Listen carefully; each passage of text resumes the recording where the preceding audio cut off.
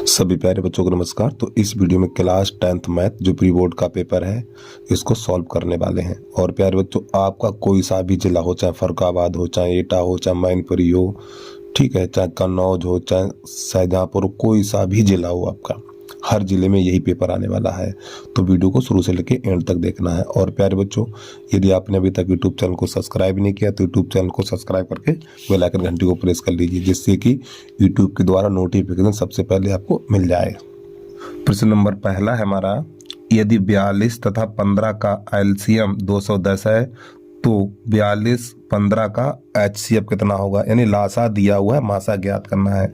तो आपको यहाँ पे दो संख्याएं दे रखी, पहली संख्या ये है, दूसरी संख्या ये है। तो एक सूत्र होता है हमारा लासा गुणा मासा बराबर पहली संख्या गुणा दूसरी संख्या। ठीक है, पहली संख्या गुणा दूसरी संख्या। तो लासा कितना है, इसका लासा दे रखा है 210 और बेटा मासा हमें ज्ञात नहीं है। और पहली संख्या है 42 और दूसरी संख्या है 15। अब इसको काटिए, 21 से ही काट दो। तो देखो 21 एकन 21 और 21 दूनी 42। ये 15 दूनी 30 हो जाएगा। तो यहाँ पे हो जाएगा 10 गुणा मासा और बराबर 15 दूनी 30 और 10 एकन 10, 10 तियां 30। तो जो हमारा मासा निकलेगा तो मासा बराबर 3 निकलेगा और यही हमारे प्रश्न का हल हो जाएगा। तो बच्चों इसका ए वाला आंसर सही हो जाएगा। ठीक है, अगला प्रश्न देखिएगा, नंबर 2।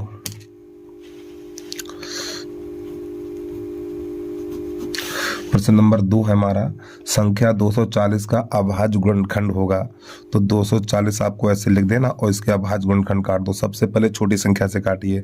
जब देखो अभाज्य गुणनखंड की बात करें तो अभाज्य संख्याओं का ही भाग लगाना है। 2 का लगाना है, 3 का, 5 का, 7 का, 11 का, 13 का। ठीक, अभाज्य संख्याओं का ही भाग आपको लगाना है।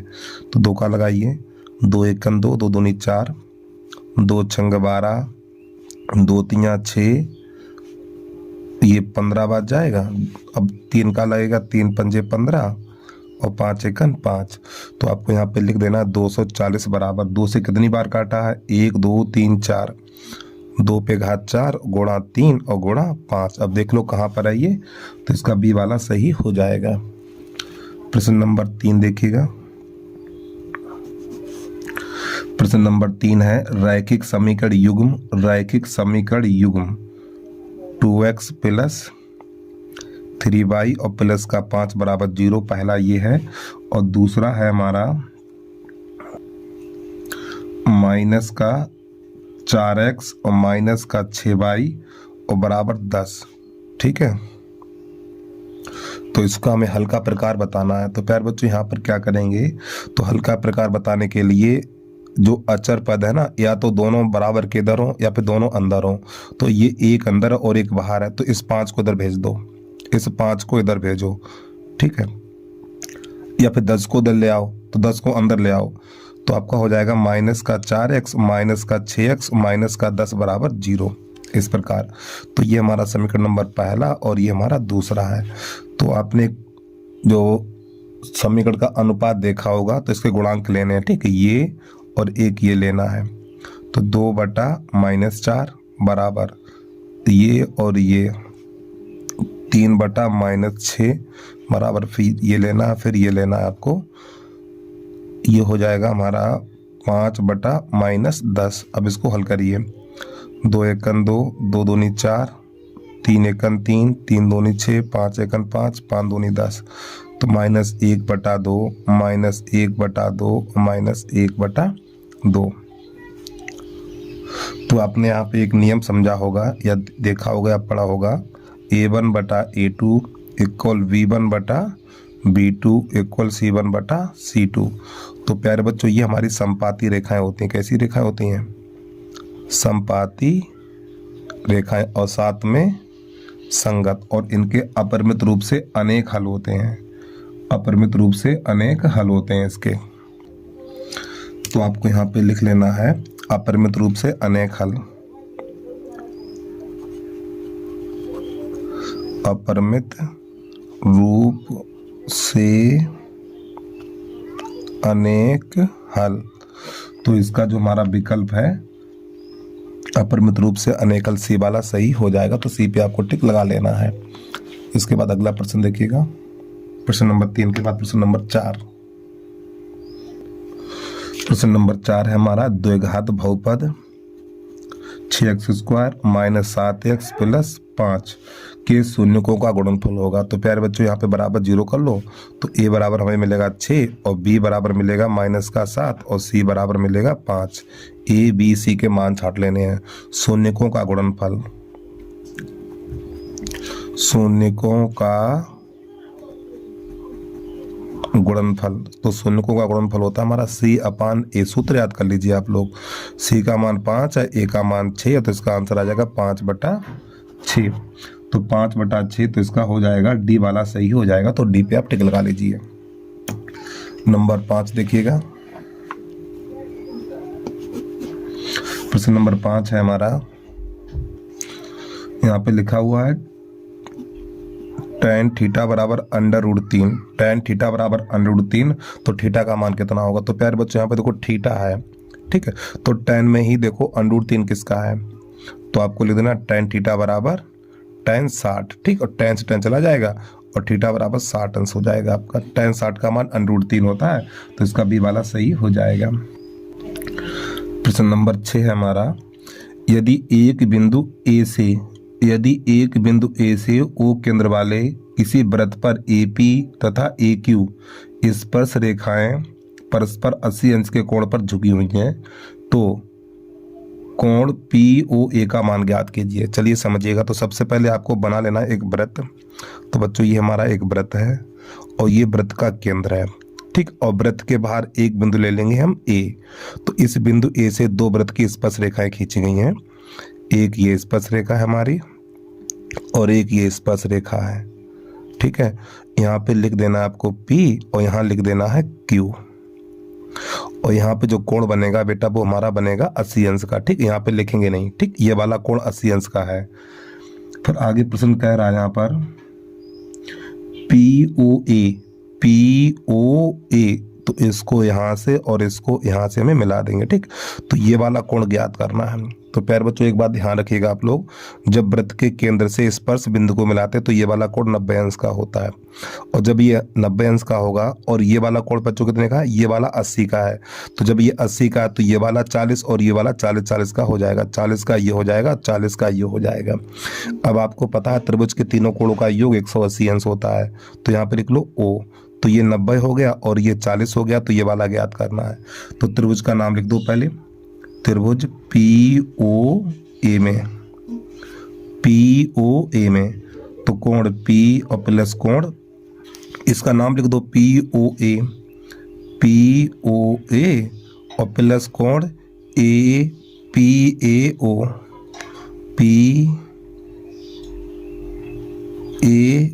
बराबर 180 अंश। त्रिभुज के तीनों कोणों का योग 180 अंश होता है। अब हमें क्या करना है, यहाँ पर P का मान कितना है, P का मान 90 है, इसको तो ज्ञात ही करना है POA और प्लस इसका मान हो जाएगा 40 बराबर 180 अंश। अब हमें क्या करना है, इन दोनों को जोड़ो। जब इन दोनों को जोड़ें 130 हो जाएगा। तो कोण POA और प्लस 130 बराबर 180 अंश, इसको उधर भेज देंगे। तो कोण POA बराबर 180 माइनस 130, तो कोण POA बराबर निकलेगा 50 अंश, ठीक है। अब ये 50 अंश कहाँ पर है, कौन सा सही है हमारा, इसको देख लीजिए आप। तो इसका हो जाएगा बी वाला सही हो जाएगा, ठीक। तो बी पे आप टिक लगा दीजिए। और प्यारे बच्चों आप विकल्प कर रहे हो तो ये नाटकबाजी करने की जरूरत नहीं है। अगर आपको ये समझ में आ गया है ना, देखो POA किसी त्रिभुज के तीनों कोणों का योग 180 अंश होता है, आपको पता ही होगा। अब यहाँ पर ये 90 का है और ये 40 का, तो इन दोनों को जोड़ो 130 और 180 से घटा दो, सीधा 50 हो गया। तो ये नाटकबाजी नहीं करनी है आपको, ठीक है। लेकिन पूरा विस्तार से बता के आपको चल रहे हैं।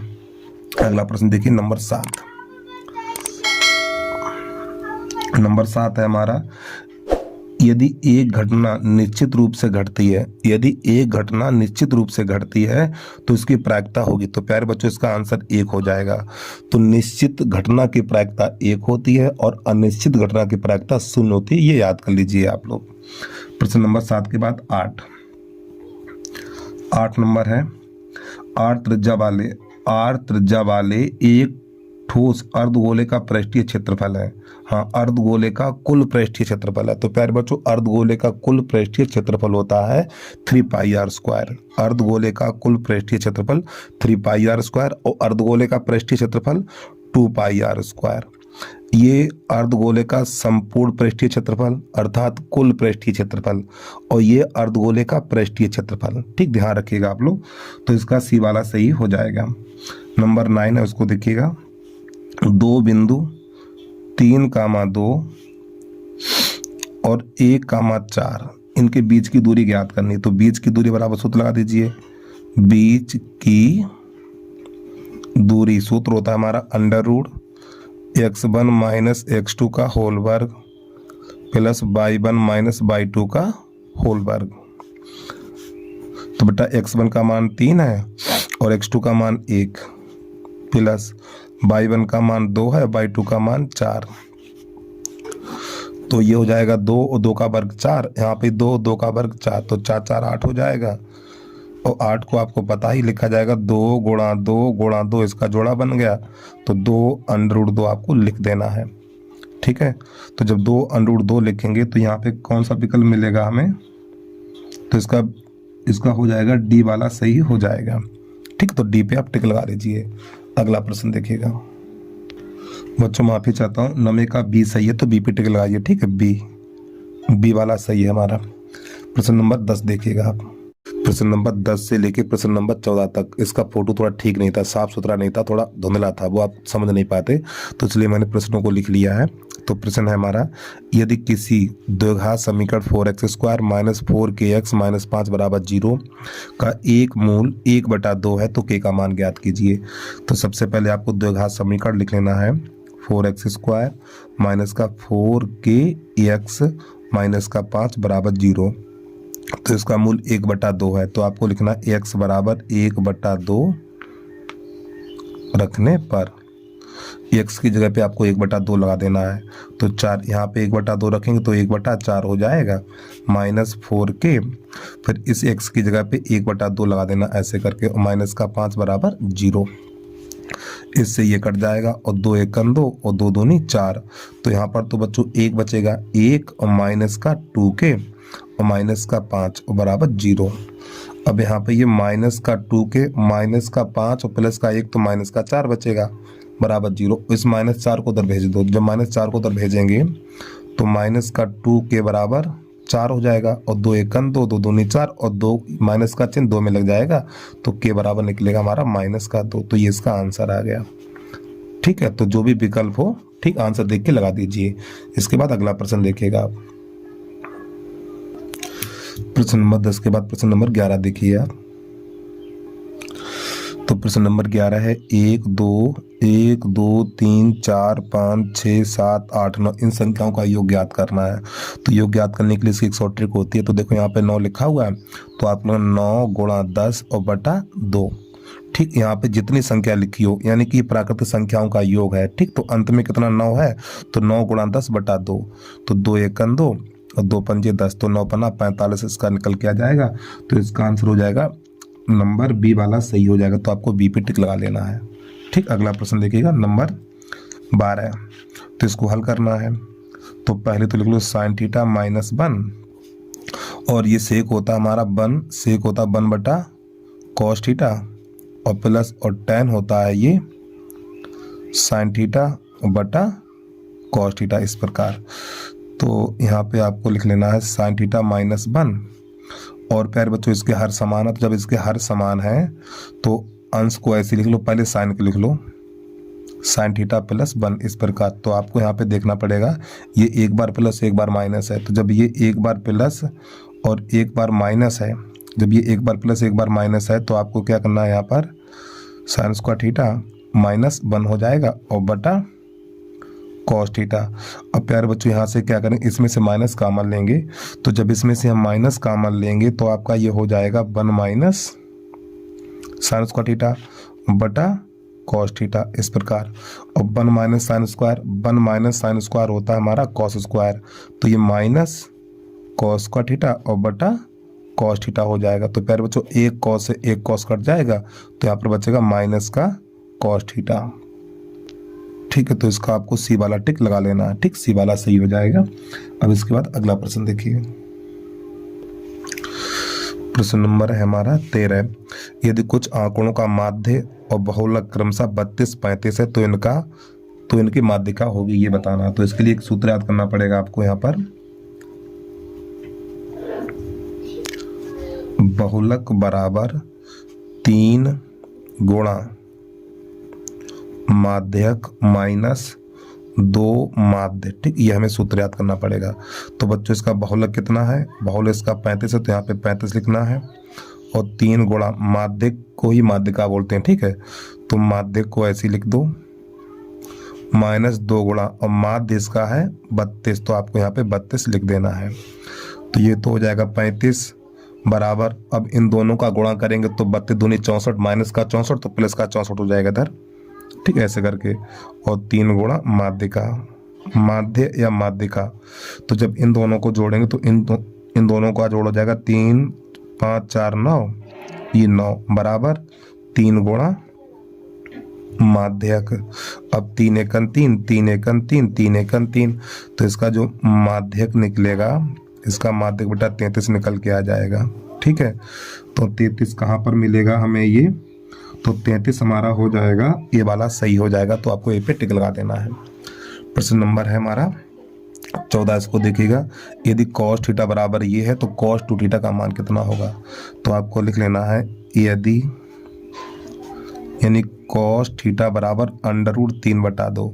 तो बच्चों यहाँ पे कॉस है, तो कॉस में ही देखिए √3/2 किसका है, 30 का होता है। तो कॉस थीटा बराबर आपको लिख देना है कॉस 30, तो कॉस कॉस चला जाएगा तो थीटा बराबर 30 निकलेगा। तो हमसे मान किसका पूछा, कॉस 2 थीटा का पूछा है। तो कॉस 2 थीटा बराबर, तो यहाँ पे कॉस 2 गुणा थीटा की जगह पे आपको 30 लगा देना है, तो हो जाएगा कॉस 60। और कॉस 60 का मान होगा माफी चाहता हूँ, कॉस 60 का मान 1/2 होगा।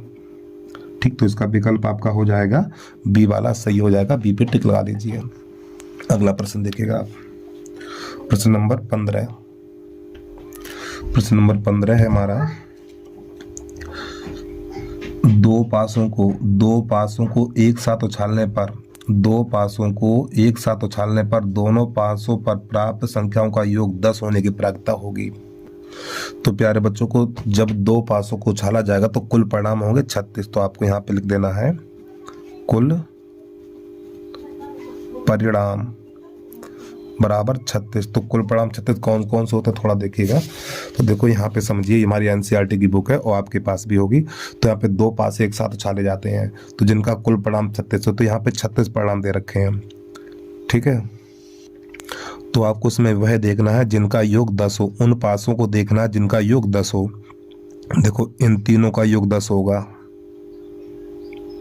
ठीक है, तो आपको क्या करना है, 3/36 लिखना है।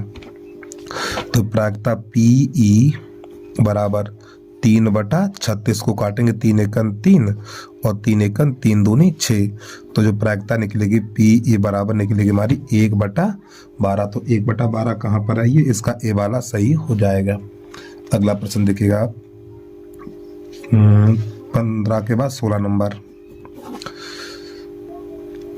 तो 16 नंबर में चित्र दिया हुआ हमें,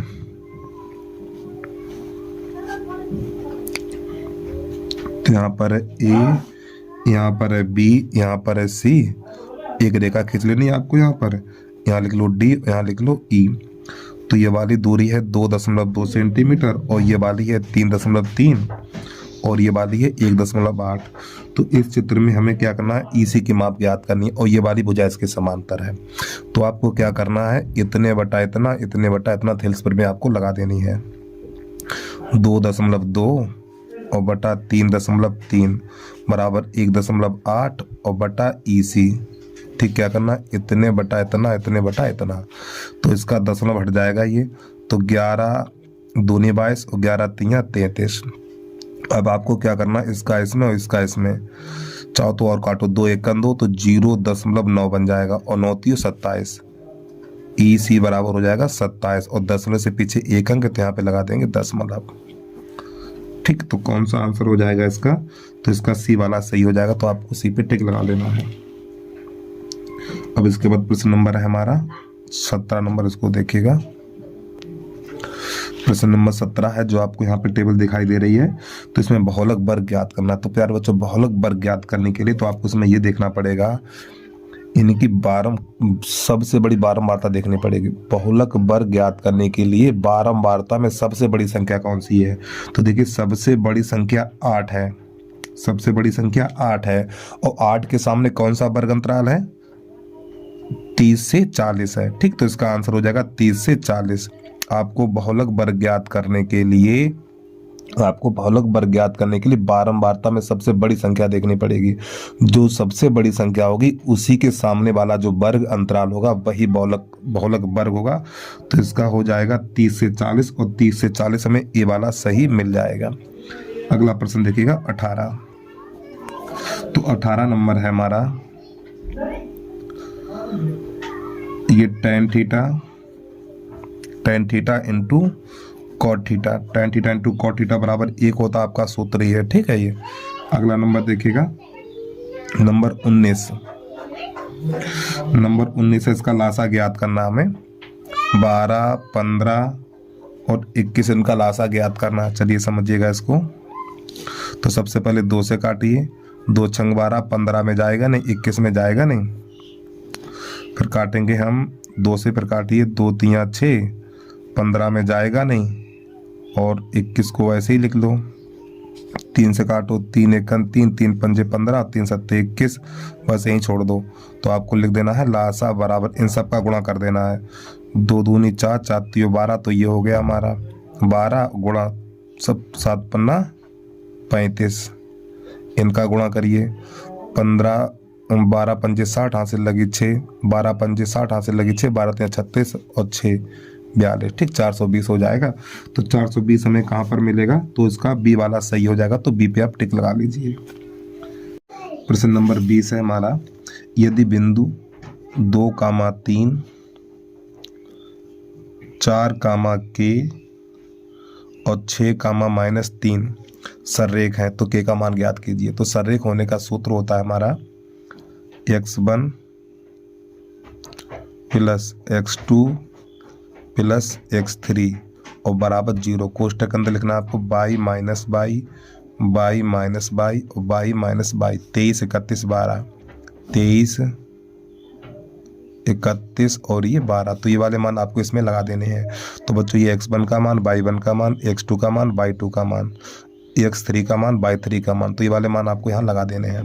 तो x1 का मान कितना है, x1 का मान है हमारा 2, और y2 का मान है k, और y3 का मान -3 है, तो प्लस का 3 हो जाएगा। प्लस x2 का मान 4 है, तो आपको 4 लगा देना है। y3 का मान -3 और y1 का मान 3, प्लस x3 का मान है हमारा 6 और y1 का मान है 3 और y2 का मान है k और बराबर 0। तो इसका अंदर गुणा करिए, 2k और प्लस का 6, और ये हो जाएगा प्लस, ये माइनस का 6 हो जाएगा, माइनस का 6 और प्लस इसका अंदर गुणा करिए, तो ये 18 - 6k बराबर 0। तो प्यारे बच्चों, ये माइनस का है और ये प्लस का है, तो माइनस का 4k बचेगा, और प्लस इन दोनों को जोड़ दो। जब इन दोनों को जोड़ेंगे तो 18 और 6 24 और -24 ये हो जाएगा और बराबर 0। इससे ये कट जाएगा, तो -4k बराबर 0। तो -4 का भाग लगाएंगे तो k बराबर 0 निकलेगा। तो ये विकल्प कौन सा हो जाएगा हमारा, तो 20 में का विकल्प नंबर बी वाला सही हो जाएगा। अब इसके बाद अगला प्रश्न देखिएगा आप। अब यहाँ से हमारा खंडवा चालू होगा, उसको देखिए। प्रश्न नंबर पहले का ए है, सिद्ध कीजिए अनुरूप 3 एक अपरमेय संख्या है। तो आपको यहाँ पे लिख लेना है माना अनुरूप 3 एक परमेय संख्या है, माना √3 एक परमेय संख्या है। प्यारे बच्चों, जब ये परमेय संख्या, तो परमेय संख्या को P/Q के रूप में लिखा जाता है।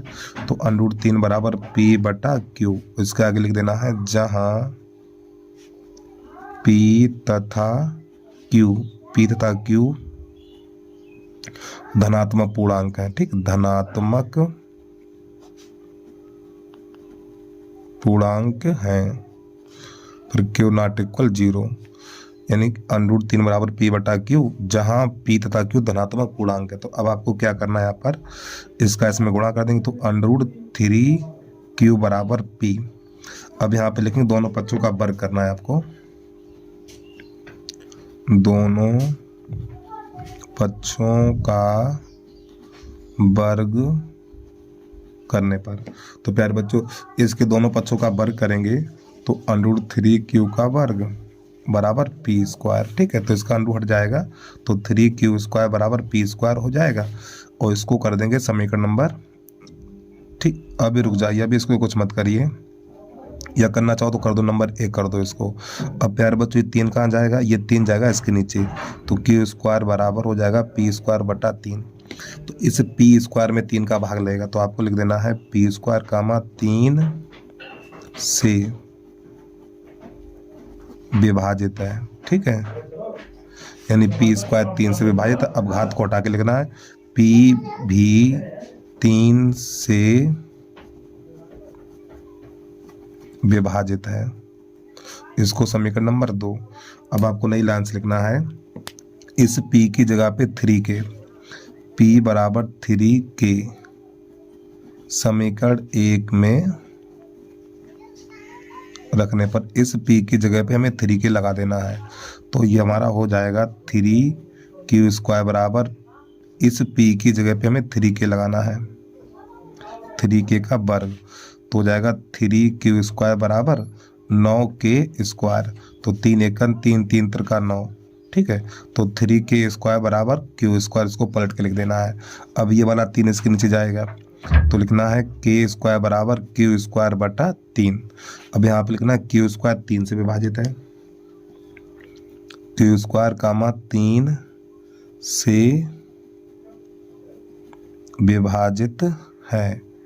अब इस घात को हटा के लिखेंगे Q भी 3 से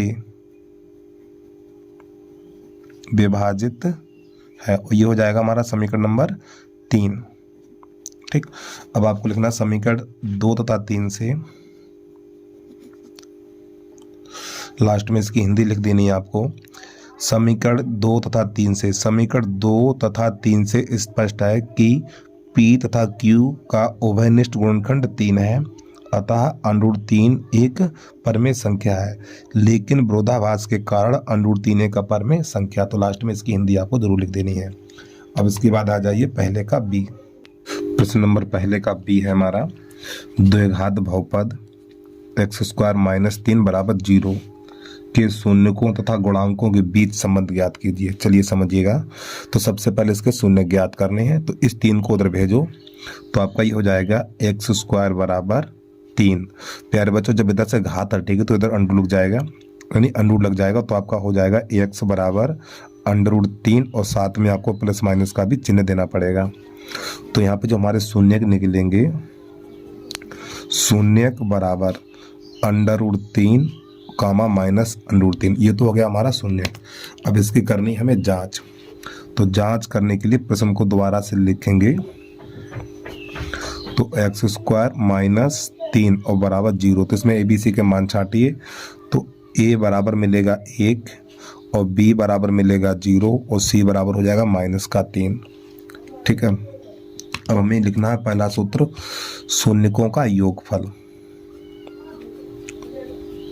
शून्यकों का योगफल, तो बच्चों शून्यकों का योगफल होता है -B/A। तो हमारे पास शून्य कही तो है, इन दोनों के बीच में हमें प्लस का चिन्ह लगा देना है, √3 और प्लस -√3 बराबर B का मान 0 और बटा A का मान 1।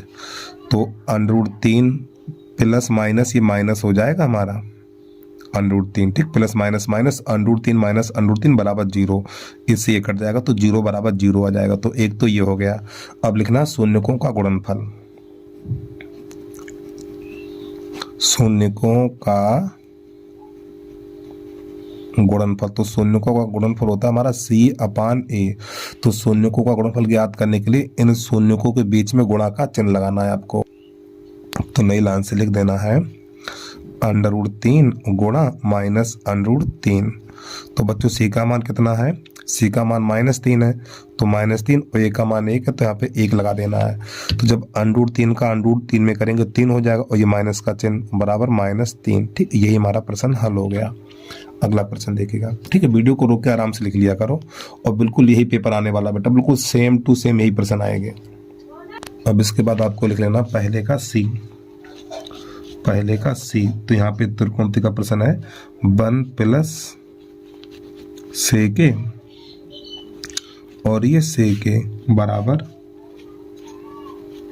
sin² बटा 1 - cos A। तो सबसे पहले आपको यहाँ पे लिख लेना LHS, LHS बराबर 1 + सेक और बटा सेक। तो प्यारे बच्चों पहले इन दोनों को चेंज कर लीजिए, ठीक। तो चेंज कैसे करेंगे? तो आपका हो जाएगा 1 + सेक को लिखेंगे 1 बटा cos A और इस सेक को लिखेंगे 1 बटा cos। इसको हम ऐसे लिख सकते हैं, ठीक। इसके नीचे एक कर लो, इसका इसमें, इसका इसमें। तो जब हम इसका इसमें करेंगे तो 1 + cos A और बटा cos A और फिर 1 बटा cos A, इस प्रकार। अब प्यारे बच्चों क्या होगा, ये वाला इस cos A cos चला जाएगा, तो यहाँ पर जो हमारा बचेगा 1 + cos A ये बचेगा। अब यहाँ पर हमें क्या करना है, तो 1 - cos A का गुणा करेंगे और 1 - cos A का भाग करेंगे। तो प्यारे बच्चों एक बात ध्यान रखिएगा, जितने का गुणा करेंगे उतने का ही भाग करेंगे यहाँ पर। तो यहाँ पर एक बार प्लस एक बार माइनस है, तो माइनस वाली संख्या लिख के घात 2 लगा दो। जब एक बार प्लस एक बार माइनस है तो माइनस वाली संख्या लिख के घात 2 लगाओ, यहाँ पे घात 2 लगाओ और यहाँ पे घात 2 लगाओ। तो जब यहाँ पे घात 2 लगाएंगे तो यहाँ पे 1 ही रहेगा बटा 1 - cos A। तो प्यारे बच्चों ये हमारा सूत्र बन गया। तो 1 - cos² होता है हमारा sin² और बटा 1 - cos A। तो यही हमारा प्रश्न हल हो गया। तो आपको नई लाइन से लिख देना LHS बराबर RHS, ठीक है। इसके बाद अगला प्रश्न देखिएगा पहले का D। अब इसके बाद प्रश्न नंबर है हमारा पहले का D, उसको देखिएगा आप। तो पहले के D में हमें इसका माध्य ज्ञात करना है, ठीक। तो माध्य ज्ञात करने की सबसे पहले टेबल बनानी पड़ेगी हमें। तो यहाँ पे लिख लो वर्ग अंतराल, फिर इसके बाद लिखना आपको बारंबारता।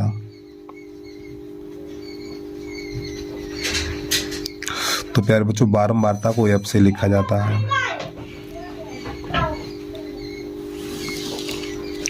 तो वर्ग अंतराल में दे रखा है 0 से 10, 10 से 20, 20 से 30, 30 से 40 और 40 से 50 और 50 से 60। और बारंबारता में हमें दे रखा है 7, 5, 8, 13, 20 और ये 7। तो अगला कॉलम बनाना पड़ेगा मध्यमान का, ठीक है। तो आपको यहाँ पे लिख देना मध्यमान, मध्यमान। तो बच्चों मध्यमान को लिखा जाता है x से। फिर इसके बाद अगला कॉलम बनेगा x गुणा f। तो मध्यमान कैसे निकालते हैं, इन दोनों को जोड़ के आधा करेंगे। तो इन दोनों को जोड़ेंगे 10 और 10 में 2 का भाग लगाएंगे 5। तो आपको इसमें ये देखना कितने कितने का अंतर है, 10-10 का अंतर। तो इसमें 10-10 जोड़िए, 5 में 10 जोड़ो 15, 15 में 10 जोड़ो 25, 25 में 10 जोड़ो 35 और 35 में 10 जोड़ो 45 और 45 में 10 जोड़ो 55, ठीक। अब आपको क्या करना, अगला कॉलम x गुणा f यानी इन दोनों का गुणा करना है। तो ये हो जाएगा 7 पन्ना 35 और 15 पन्ना 75। देखो यहाँ पे जोड़ गुणा भाग घटाना बहुत सावधानी से करना है। 25 अट्ठे 25 चौकू 100, 25 अट्ठे 200। फिर इसके बाद 13 पंजे 65 की 5 हासिल 6 और 13 तियाँ 39, 39 और 6 45, 39 और 6 45, ठीक है। अब 45 दूनी 90, तो 900 बन जाएगा। 7 पन्ना 35 की 5 7 पन्ना 35 की 5 हासिल लगी 3, 7 पन्ना 35 और 3 38। अब हमें इन सबको जोड़ देना है, ठीक है। तो नई लाइन से ऐसे लिख देना है। तो इसके जोड़ को बोलते हैं सिग्मा एफ और इसके जोड़ को बोलते हैं सिग्मा एक्स एफ बराबर, ठीक। इन सबको जोड़ेंगे हम, ठीक बेटा। जब इनको जोड़ेंगे तो इनका जोड़ आएगा 60 निकल के और इसको जोड़ेंगे तो 2050 निकल के आएगा। तो इसका सूत्र होता है हमारा सिग्मा नहीं समांतर माध्य, ठीक। समांतर माध्य बराबर होता है सिग्मा एक्स एफ बटा सिग्मा एफ। मान लगा दीजिए, इसका मान है 2050 बटा इसका मान है 60। तो आपको क्या करना, 1 0 से 1 0 काट देना। तो 6 का भाग 205 में लगाएंगे तो हमारा निकल के आएगा 34.16 और यही हमारे प्रश्न का आंसर हो जाएगा, ठीक। इसके बाद अगला प्रश्न देखिएगा आप लोग। प्रश्न नंबर है हमारा पहले का ई। यहाँ पे लिखा हुआ है दो घनों जिनमें से प्रत्येक आयतन 1331 घन सेंटीमीटर है के दो फलकों को सटाकर रखने पर ठोस का पृष्ठीय क्षेत्रफल ज्ञात कीजिए। तो प्यारे बच्चों, यहाँ पे 2 घन है, ठीक। एक घन हमारा ये और दोनों घन आपस में समान है, ठीक। एक घन ये है और एक घन ये है। दोनों का आयतन है 1331 और इसका भी 1331 है। तो सबसे पहले लिखना, पहले घन की भुजा मान लो, ठीक है। यहाँ पे लिखेंगे माना घन की भुजा बराबर ए। तो घन का आयतन बराबर दे रखा है 1331। तो प्यारे बच्चों, घन का आयतन होता है भुजा क्यूब। तो यहाँ पे ए पे घात 3 बराबर ये हो जाएगा हमारा, ये 1331 11 घन होता है। तो घात से घात कट जाएगी तो ए बराबर निकलेगा 11 सेंटीमीटर। तो जो हमारी घन की भुजा निकली वो कितनी है, 11 है। तो देखो ये भी 11 और ये भी 11, ये भी 11, सब 11 11 है ये, क्योंकि दोनों घन कैसे आपस में समान है, सब 11 11 है। ये भी 11 है, ठीक, सब 11 11 है ये। यानी घन में 12 किनारे तो सभी बराबर होते हैं। अब प्रश्न ये कह रहा है इन दोनों घनों को सटा के रखा जाता है। जब इन दोनों घनों को आपस में मिला के रखा जाएगा तो प्यारे बच्चों, जब 2 घनों को आपस में मिला के रखा जाएगा तो घन से घनाभ बन जाएगा। क्या बनेगा, घनाभ। और जब ये दोनों घनाभ आपस में रखेंगे तो लंबाई यानी कि दोगुनी हो जाएंगी। तो प्यारे बच्चों, ये 11 है और ये 11 है, तो इसकी लंबाई हो गई 22। तो आपको एल बराबर लिख देना 22 सेंटीमीटर। और इसके बाद ऊंचाई और चौड़ाई में कोई परिवर्तन नहीं होगा। एच बराबर लिख देना 11 सेंटीमीटर और चौड़ाई भी हमारी 11 सेंटीमीटर रहेगी। जब दोनों घनों को आपस में मिलाया जाता तो लंबाई बढ़ जाती, चौड़ाई और ऊंचाई में कोई परिवर्तन नहीं होता है। तो आपको लिखना है यहाँ पर घनाभ का पृष्ठीय क्षेत्रफल। घनाभ का पृष्ठीय क्षेत्रफल, तो घनाभ का पृष्ठीय क्षेत्रफल है 2LB BH और ये HL। तो यहाँ पे मान लगा दीजिए 2, L का मान कितना है 22 और B का मान है 11 प्लस 11 गुणा 11 प्लस 11 गुणा 22। अब यहाँ पे थोड़ा काम कर लीजिए, तो ये हो जाएगा 11 दूनी 22 और 11 दूनी 22 और 2 24 प्लस ये 121 और प्लस 11 दूनी 22 और 11 दूनी 22 2 24। इनको जोड़ दीजिए, 2 2 और ये 2 4 और 1 5, 4 2 6, 4 2 6 और 6 4 10 हासिल 1, 2 2 4 4 1 5 और 1 6। गुणा करिए इसका, 2 पंजे 10 और 2 छंग 12। तो बेटा इसका आंसर निकलेगा 1210 वर्ग सेंटीमीटर, ठीक। ये इसका आंसर आ गया। अगला प्रश्न समझिएगा आप लोग। और प्यारे बच्चों, वीडियो को लाइक करने के साथ साथ यूट्यूब चैनल को सब्सक्राइब करते रहिए और ये वीडियो अपने फ्रेंड सर्कल में जल्दी से जल्दी भेज दिए, क्योंकि हर जिले में यही पेपर आने वाला है। अगला प्रश्न देखिएगा आप। अब आपको लिखना पहले का एफ। यहाँ पे कह रहा है यदि बिंदु x, y और बिंदु 3, 6 तथा -4, y से समदूरस्थ हो तो x और y के बीच संबंध ज्ञात कीजिए। तो सबसे पहले आपको यहाँ पे एक रेखा खंड खींचना है। जिन दो बिंदुओं के बीच में और शब्द होता है ना, उनको किनारे पे लिखना है आपको। तो यहाँ पे लिख लेना है 3,6 -3,4। जिन दो बिंदुओं के बीच में और शब्द या तथा शब्दों उनको किनारे पे लिखा जाता है। और यहाँ पे लिख लीजिए P, जो हमारा पहला बिंदु दिया हुआ है X, Y, और यहाँ पे लिख लो A, यहाँ लिख लो B। तो जो P है ना, A और B से समदूरस्थ है, तो X और Y में संबंध ज्ञात कीजिए। तो सबसे पहले लिखना आपको AP के बीच की दूरी, AP के बीच की दूरी, AP के बीच की दूरी बराबर PB के बीच की दूरी। ठीक, दोनों तरफ बीच की दूरी का सूत्र लगा देना। और प्यारे बच्चों ध्यान रखिएगा आप लोग, जब बीच की दूरी का सूत्र लगाएंगे, जब दोनों तरफ बीच की दूरी का सूत्र लगाएंगे तो आपको अंडररूट नहीं लगाना है। तो x1 - x2 का होल वर्ग प्लस y1 - y2 का होल वर्ग। इसी प्रकार यहाँ पर x1 - x2 का होल वर्ग प्लस y1 - y2 का होल वर्ग। इस प्रकार आपको कर देना है। तो यहाँ पे AP के बीच की दूरी लगानी है आपको, AP के बीच की दूरी। तो देखो यहाँ पर AP लिखा हुआ, तो ये वाले बिंदु लेने हैं आपको 3,6 और X, Y। यहाँ पे लिखा हमने PB, तो ये वाले बिंदु लेने हैं X, Y -3,4। तो ये वाले बिंदु यहाँ लगाएंगे, ये वाले यहाँ लगाएंगे। चलिए समझिएगा। तो x1 का मान 3 और x2 का मान है x का होल वर्ग। y1 का मान है 6 और y2 का मान है y। एक बार चेक कर लें, x1 - x2, y1 - y2। ठीक सही है। x1 का मान 3 और x2 का मान x, y1 का मान 6 और y2 का मान y।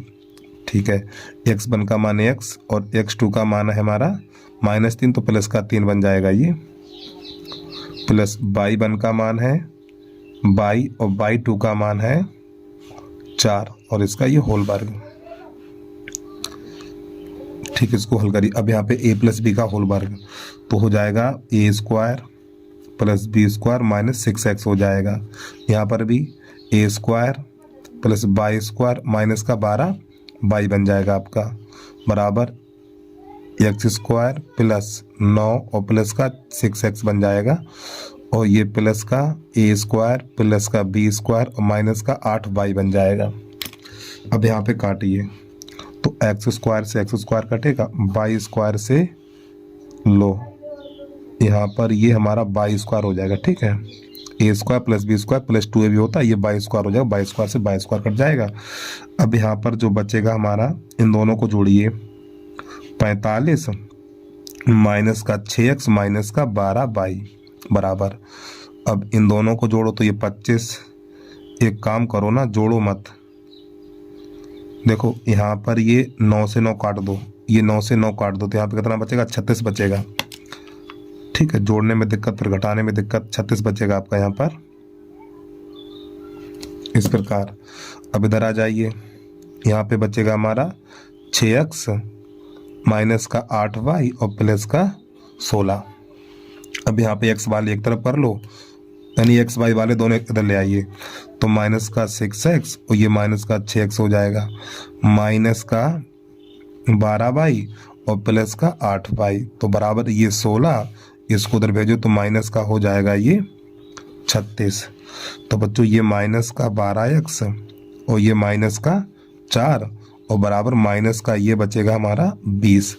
अब यहाँ पे -4 कामन ले लो, जब -4 यहाँ से कामन लेंगे तो हो जाएगा 3x, लो 4y बचेगा ना यहाँ पर, देखो माइनस का 6 माइनस का 6 माइनस का 12x माइनस का 4y बचेगा, और -4 कामन ले रहे हैं तो 4 × 12 और प्लस का यहाँ y बचेगा बराबर माइनस का 20।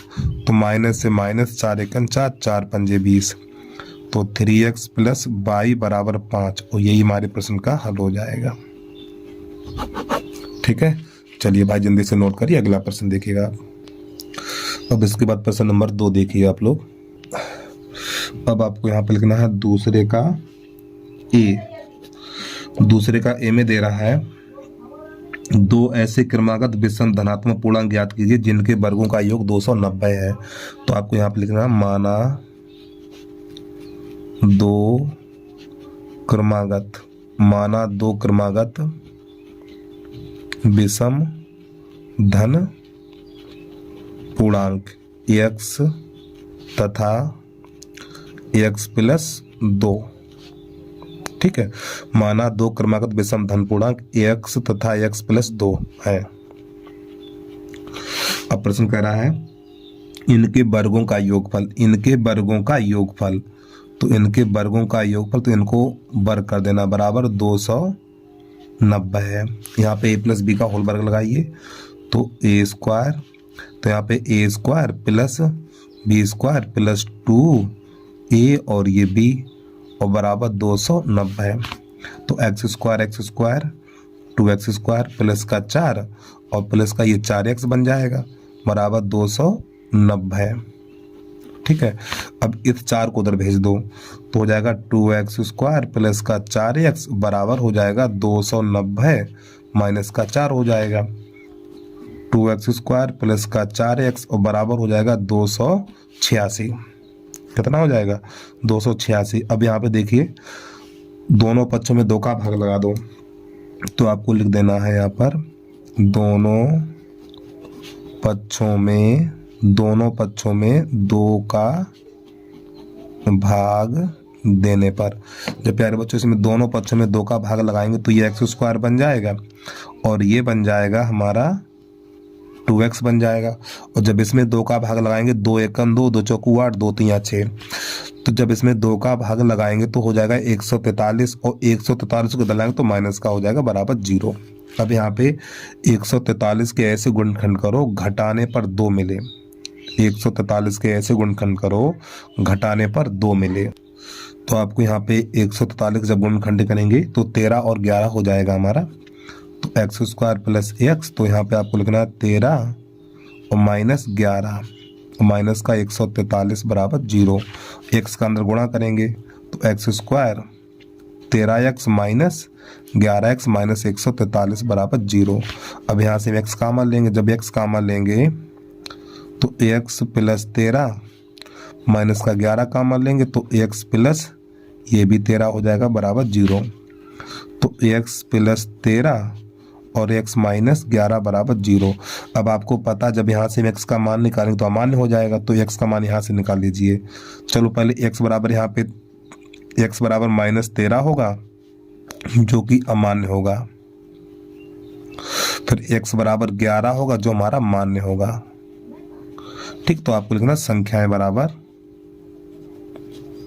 तो बेटा जो हमारी संख्याएं थी x और x प्लस 2, तो जो x का मान 11 है तो यहाँ पे लगा दीजिए, तो बच्चों यहाँ पे 11 रखेंगे और 11 और 2 13 हो जाएगा और यही हमारे प्रश्न का हल हो जाएगा। ठीक है, अब इसके बाद अगला प्रश्न देखिएगा आप। अब आपको यहाँ पे लिख लेना प्रश्न नंबर दूसरे का बी।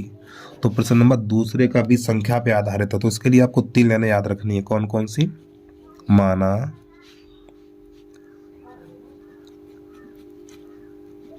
ढाई का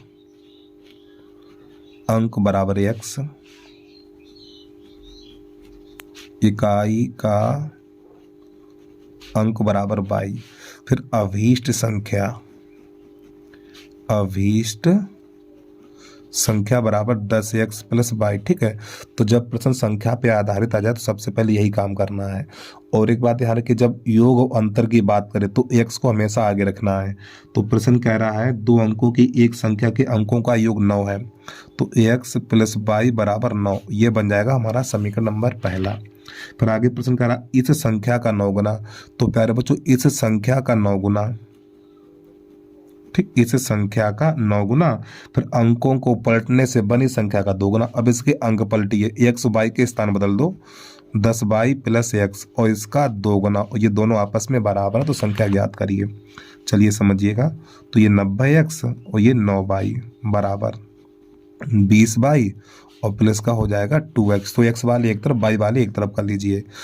तो यहाँ पर हम क्या करेंगे, इस 2x को उधर ले आओ, 90x माइनस 2x, ये 20y माइनस का 9y।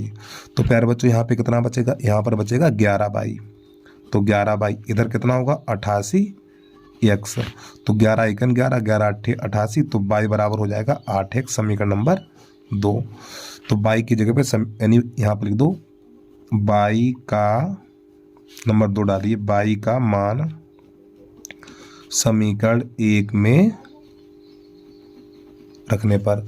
तो जो बच्चों बाई बराबर 8x है ना, तो 8x आपको कहाँ लगाना है, यहाँ पे लगा देना, इस बाई की जगह पे 8x आपको लगा देना है।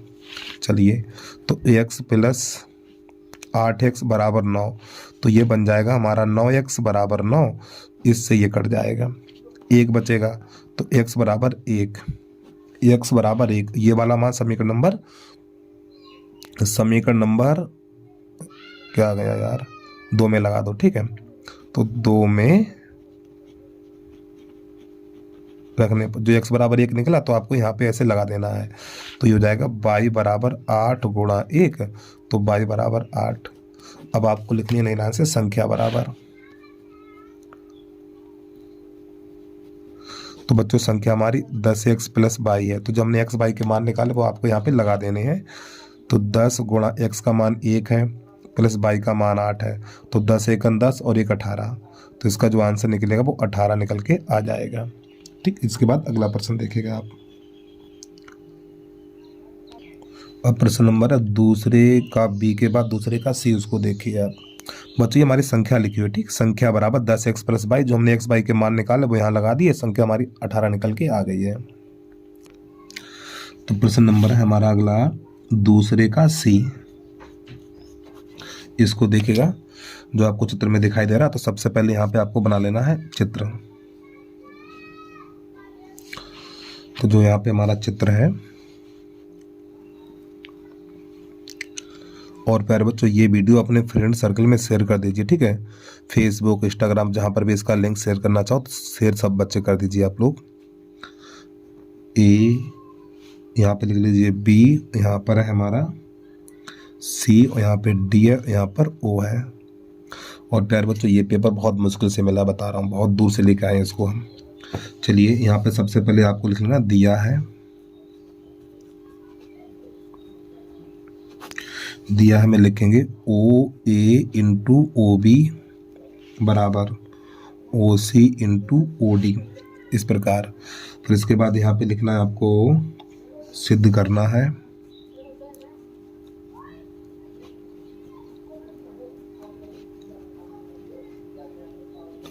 सिद्ध क्या करना है इसमें, कोण ए बराबर कोण सी और कोण बी बराबर कोण डी, ये सिद्ध करना है। अब आपको हमें लिखना है नई लाइन से उपपत्ति।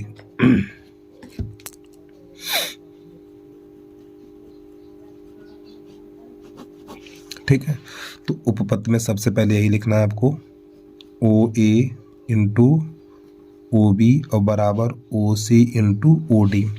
अब आपको क्या करना, देखो आपको यहाँ पे एक चीज़ पता होना चाहिए, गुणा वाली चीज़ भाग में आ जाती है, गुणा वाली चीज़ भाग में आ जाती है। तो ये आएगा इसके नीचे और ये जाएगा इसके नीचे। तो यहाँ पे आपको लिख देना ओ ए बटा ओ सी और बराबर ओ डी बटा ओ बी, इस प्रकार। तो ये देखो भुजाएं समानुपात में आई, कौन कौन सी हैं, देखो ए ओ बटा ओ सी, यानी ये वाली भुजा इसके नीचे आ गई और ये वाली भुजा इसके नीचे आ गई। ठीक, ये दोनों यानी इन दोनों त्रिभुजों की संगत भुजाएं समानुपात में हो गई हैं। अब आपको क्या करना है, ये वाला कोण बेटा इसके बराबर हो जाएगा, ये वाला कोण इसके बराबर हो जाएगा। तो आपको लिख लेना है कोण ए ओ डी और बराबर कोण सी ओ बी, और ये कोण हो जाएंगे हमारे शीर्षाभिमुख कोण। तो आपको नई लाइन से लिख देना है, सामने इसके लिख देना है शीर्षाभिमुख, शीर्षाभिमुख कोण, इस प्रकार। तो इसलिए ठीक, इसलिए त्रिभुज ए ओ डी, कौन कौन से, ए ओ डी और सी ओ बी, इसलिए त्रिभुज ए ओ डी समरूप त्रिभुज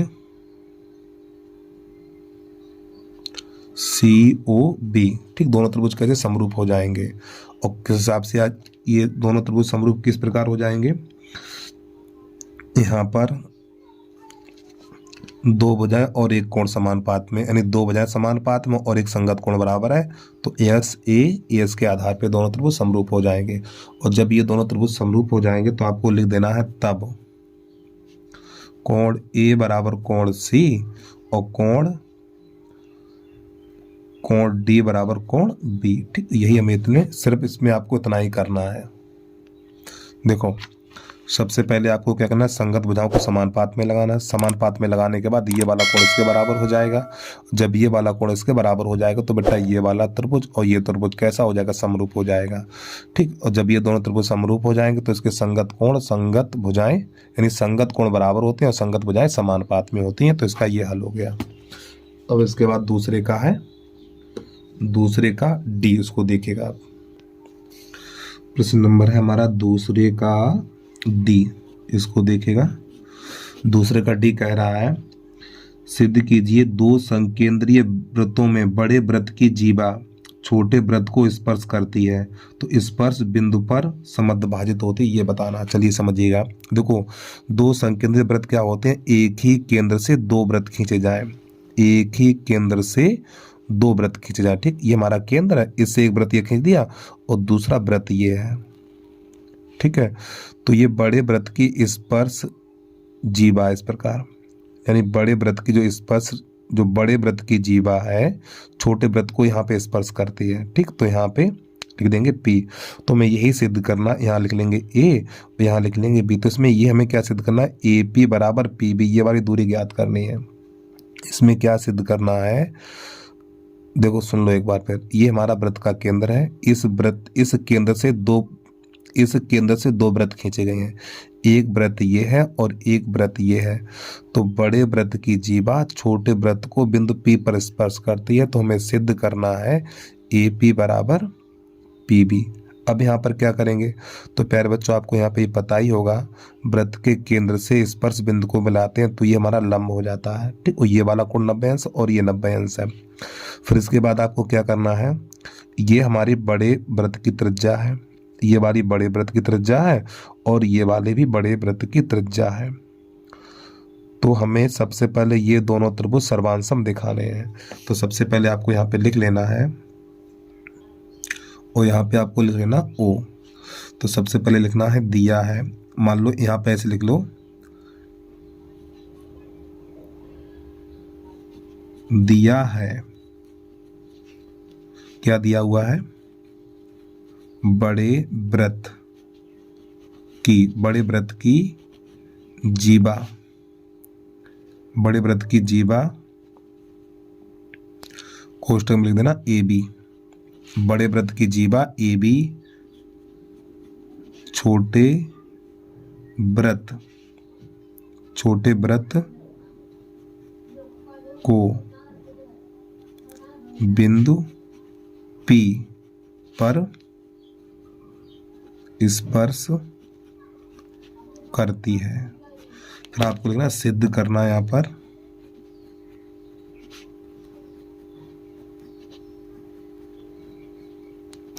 बेटा, सिद्ध क्या करना है यहाँ पर, AP बराबर PB, ये सिद्ध करना है हमें, यानी ये वाली इसकी, यानी AP बराबर PB ये सिद्ध करना है। चलिए समझिएगा। तो नई लाइन से लिख देना आपको उपपत्ति। उपपत्ति में क्या लिखेंगे, तो सबसे पहले इस त्रिभुज का नाम लिखेंगे, ये त्रिभुज और ये त्रिभुज। तो त्रिभुज APO तथा त्रिभुज BPO में, APO BPO में। तो देखो यहाँ पर ये हमारी बड़े वृत्त की त्रिज्या और ये भी बड़े वृत्त की त्रिज्या है। तो आपको लिखना है AO बराबर BO, बड़े वृत्त की त्रिज्या। फिर इसके बाद ये वाली रेखा उभयनिष्ठ हो जाएगी, OP बराबर OP, या लिख दो छोटे वृत्त की त्रिज्या या फिर उभयनिष्ठ है। ठीक है, उभयनिष्ठ है। फिर इसके बाद ये वाला कोण 90 अंश और ये कोण 90 अंश है। तो आपको यहाँ पे लिख देना है, तो कोण OPA और बराबर कोण OPB और बराबर 90 अंश है। तो यहाँ पे इसलिए त्रिभुज APO सर्वांशम त्रिभुज BPO, तो जो हमारी कसौटी होती है RHS लग जाएगी। और जब प्यारे बच्चों जब ये दोनों त्रिभुज सर्वांसम है, जब ये दोनों त्रिभुज सर्वांसम है तो इसके संगत कोण और संगत भुजाएं बराबर होती हैं। ठीक है, तो आपको लिख देना है तब AP बराबर PB, वो आपको लिख देना है CP CT के आधार पर। इस प्रकार ये हमारा प्रश्न हल हो जाता है। जब कोई दो त्रिभुज सर्वांसम होते हैं तो इसकी संगत भुजाएं और संगत कोण बराबर होते हैं, ध्यान रखिएगा आप। अगला प्रश्न देखिए, अब प्रश्न है हमारा दूसरे का ई। इसमें आपको कोई 5 ही करना है। ठीक है, हम आपको सभी बताएंगे लेकिन आपको 5 ही करना है। तो यहाँ पे दे रखा एक थैले में 3 नीली, 2 सफ़ेद और 4 लाल गेंदें हैं। यदि इस थैले में से एक आदर्शा निकाली जाती है तो यदि इस थैले में से एक गेंद आदर्शा निकाली जाती है तो इनकी प्रायिकता ज्ञात कीजिए। सफ़ेद है, लाल है, नीली है और लाल है। चलिए समझिएगा। तो सबसे पहले आपको लिख लेना है 2E नीली गेंदें, नीली गेंद। तो नीली गेंदें कितनी है? 3 है। फिर लिखना आपको सफेद गेंद। बेटा सफेद गेंदें कितनी है इसमें? 2। फिर है लाल गेंद, लाल गेंद। तो लाल गेंदें कितनी है? 4 है। नीचे यहाँ पर ऐसे कुल गेंद, फिर आपको लिख लेना यहाँ पर कुल गेंद। तो कुल गेंदें कितनी हो जाएंगी हमारी? ये हो जाएगा 6, 6 और 3 9। तो कुल 9 गेंदें हो जाएंगी। 4 2 6 और 3 9। ठीक है, तो नंबर 1 कह रहा है सफ़ेद गेंद। तो आपको लिख देना P और कोष्टक के अंदर सफ़ेद। तो बच्चों सफ़ेद गेंद कितनी है? सफ़ेद गेंदें हमारे पास 2। तो 2/9 हो गया इसका आंसर। नंबर 2 डाल के लिखेंगे P। अब किसकी प्रायिकता पूछ रहा है? नीली। तो P नीली। तो नीली गेंदें कितनी है? 3 है। तो 3/9 और 3 1 3, 3 3 9 कट जाए तो काट दिया करो। तो इसका आंसर निकलेगा हमारा 1/3। नंबर 3 डाल के लाल। तो P और कोष्टक के अंदर लाल लिख लेना आपको। लाल गेंदें कितनी है? 4 है। तो 4/9 और यही हमारे प्रश्न का हल हो गया। ठीक है, अब इसके बाद अगला प्रश्न देखिएगा। इसमें माध्यिका ज्ञात करनी है हमें। ठीक है, वीडियो को रोक के आराम से नोट कर लीजिए आप। अब आपको यहाँ पे लिख लेना है दूसरे का एफ। तो इसकी माध्यिका ज्ञात करने के लिए पहले टेबल बना लो। यहाँ पे लिख लो वर्ग अंतराल, फिर इसके बाद यहाँ पे लिख लो बारंबारता।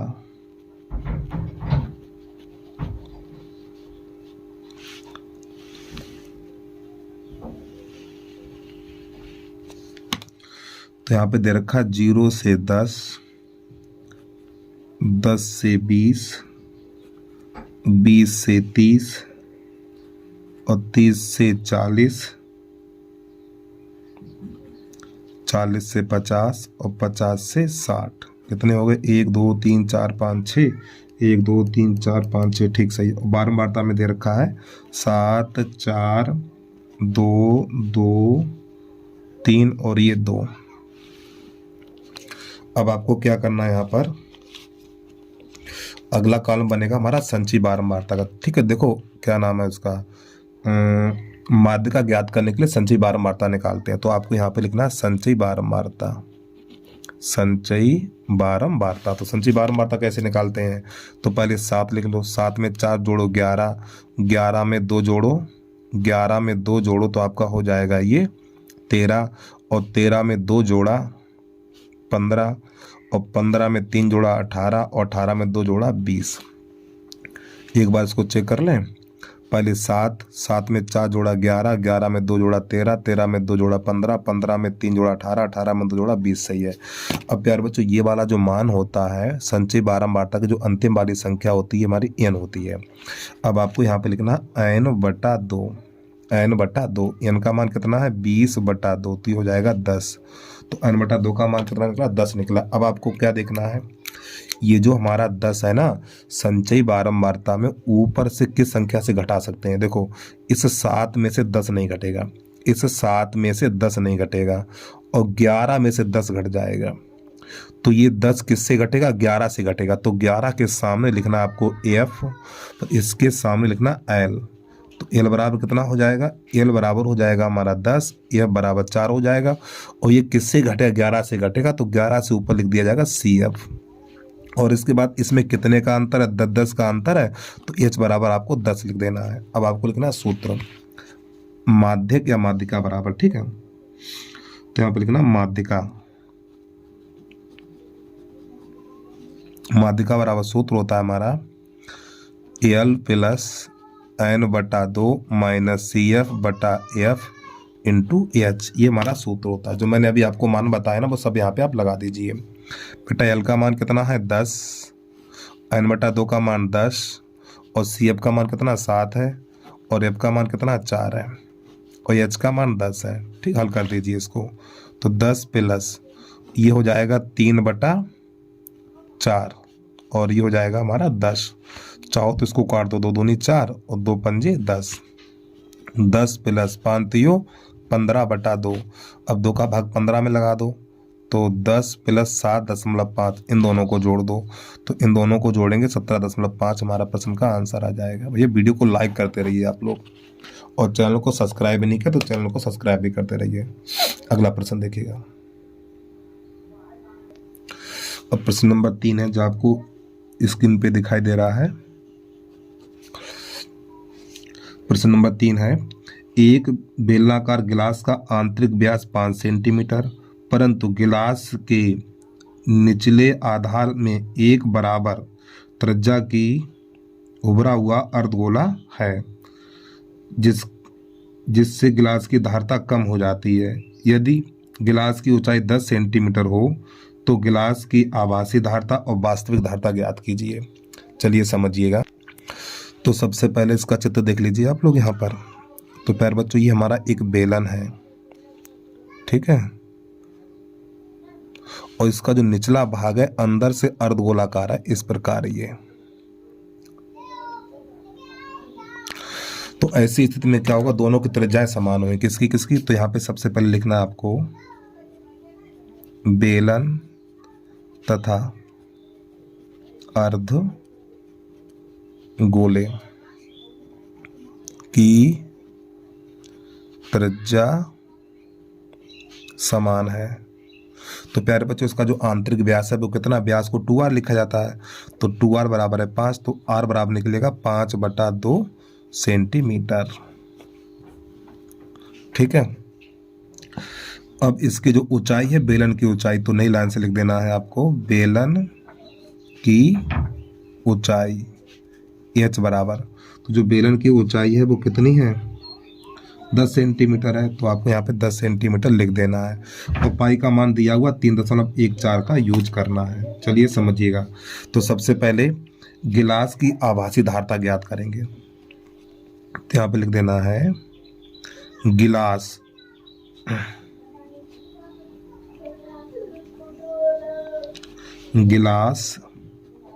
की आभासी धारिता।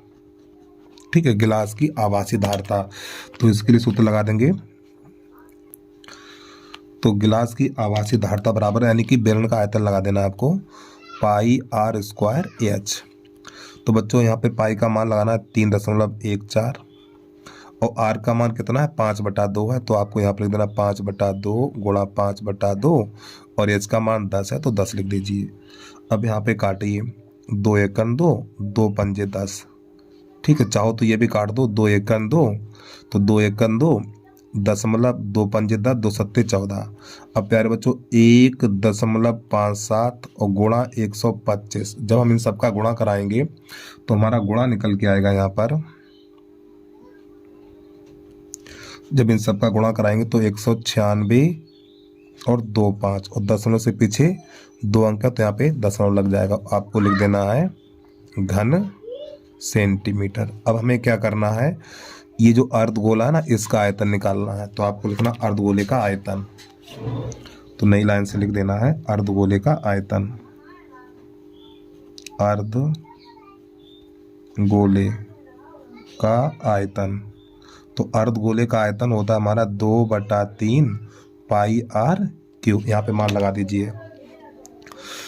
तो यहाँ पर 2/3 पाई का मान 3.14 और आर का मान है 5/2 का वर्ग।